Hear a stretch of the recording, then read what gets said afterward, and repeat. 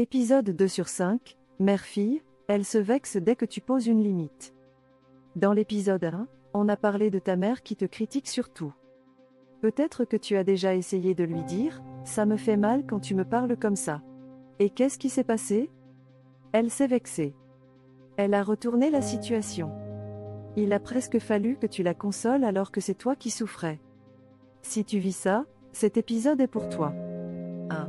Le scénario typique, tu poses une mini-limite, elle lance la grande scène, tu dis quelque chose de simple, par exemple, « Maman, j'aimerais qu'on évite de parler de mon poids à chaque repas. » Et là, c'est le drame, « Ah d'accord, je vois, maintenant, je ne peux plus rien dire.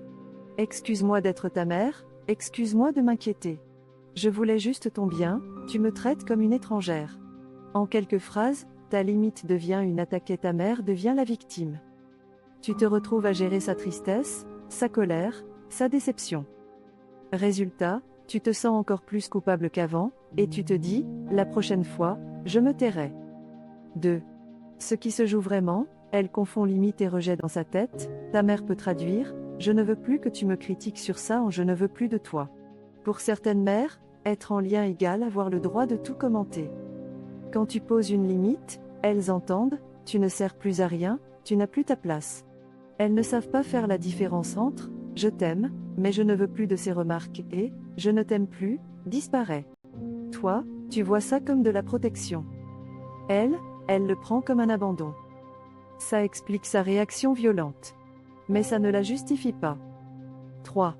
Ce que tu peux changer, ton message et ta posture, tu ne peux pas contrôler sa réaction. Mais tu peux clarifier ton message. Par exemple, au lieu de « arrête de me parler de mon poids, tu me saoules ». Tu peux essayer « maman, je t'aime, mais je ne veux plus parler de mon poids comme ça. Ça me fait du mal. Je préfère qu'on évite ce sujet. » 3 éléments importants dans cette phrase, je t'aime, tu rassures sur le lien, je ne veux plus. Tu poses ta limite, ça me fait du mal, tu parles de ton ressenti, pas de son intention, ça ne garantit pas qu'elle ne se vexera pas. Mais ça te permet d'être aligné, tu ne l'attaques pas, tu te protèges. 4. Comment réagir quand elle se vexe, quand même imaginons qu'elle réponde « Tu es ingrate, après tout ce que j'ai fait pour toi. » Tu peux dire calmement « Je reconnais tout ce que tu as fait pour moi.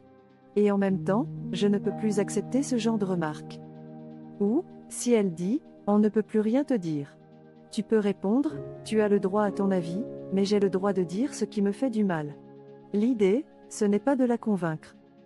C'est de tenir ta position sans crier, sans t'excuser d'avoir une limite. 5. 3 phrases pour te protéger de la culpabilité, tu peux les écrire, les garder dans ton téléphone, les relire avant de lui parler. Je peux aimer ma mère et poser des limites. Me protéger ne veut pas dire la rejeter. Je ne suis pas une mauvaise fille parce que je dis stop. Ce sont des phrases simples, mais si tu les répètes, elles viennent peu à peu remplacer la voix « Je suis ingrate. Je suis horrible. Je lui fais du mal. » 6. Un outil concret pour t'aider à trouver les bons mots si tu ne sais pas comment formuler tes limites, que tu as peur de mal dire, j'ai créé un guide pratique, livre fermé, guide 10 phrases pour poser ses limites. C'est un PDF de 14 pages avec 10 phrases concrètes pour poser tes limites sans culpabiliser, des exemples adaptés à la famille, y compris mère-fille, des modèles pour préparer ta phrase plus la conséquence à l'avance. Tu peux le télécharger ici, bit.ly/10 phrases limite 7 € seulement. Ça ne fera pas le travail à ta place, mais ça t'évite de rester bloqué sans mots au moment crucial. 7. Ce qui t'attend dans l'épisode 3 aujourd'hui, on a vu ce qui se passe quand ta mère se vexe dès que tu poses une limite. Mais très souvent, après la vexation vient une autre arme, la culpabilité. Je me suis sacrifié pour toi. Tu me fais souffrir. Tu es en train de me perdre. Et toi, tu te retrouves à te dire, je suis une mauvaise fille. Dans l'épisode 3, on va parler de ça, comment ta mère utilise, souvent sans s'en rendre compte, la culpabilité contre toi, pourquoi tu portes sur ton dos des responsabilités qui ne sont pas les tiennes, et comment commencer à te libérer de ce rôle de mauvaise fille. Si tu veux la suite, abonne-toi à la chaîne, garde un œil sur l'épisode 3 demain. En attendant, tu peux déjà choisir une petite limite que tu veux poser, écrire la phrase que tu aimerais dire, jeter un œil au guide 10 phrases pour poser ses limites dans la description. Prends soin de toi. Tu as le droit de poser des limites, même avec ta mère. On se retrouve dans l'épisode 3.